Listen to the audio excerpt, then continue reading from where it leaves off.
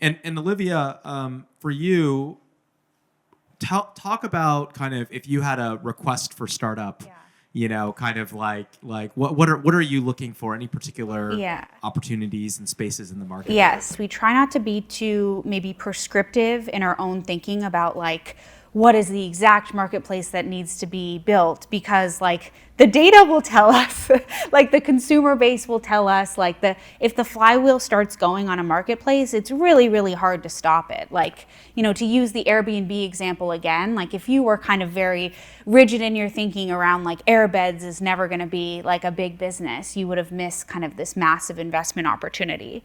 So we do try to be open-minded with marketplaces in particular around like, look, even if we aren't the user yet, maybe we will be someday, or maybe there's this other big community or market.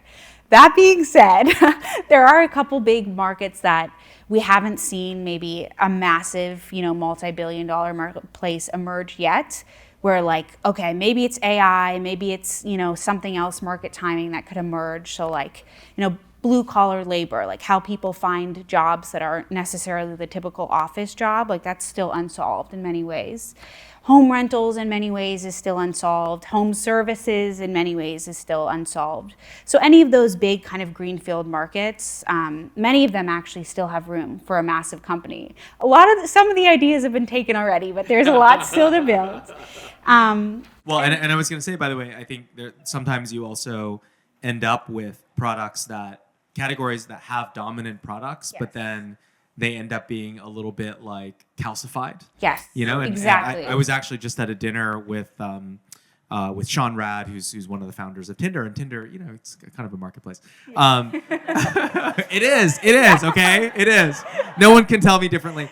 And so, and I was asking, Sean, because it's so amazing that they came up with the swiping functionality, like pretty much right off the bat as they were building it. Actually, this guy John Badeen, who is iOS engineer on Tinder, built it, and I'm like, is this all there is going to be? Is this are our great grandkids going to be swiping away? There's got to be more, So anyway, so it's all up to the Apple HMD to make dating different. Yeah, no, but exactly. Like I feel like when I first started as an investor, it was like the unbundling of Craigslist was the big marketplace graph, and then maybe 5 years later, it was like the unbundling of eBay, and then there's just more and more opportunity, every few years that go by to build these like amazing marketplaces that take this thing that was working and kind of adapt it and update it to like the next generation of consumers.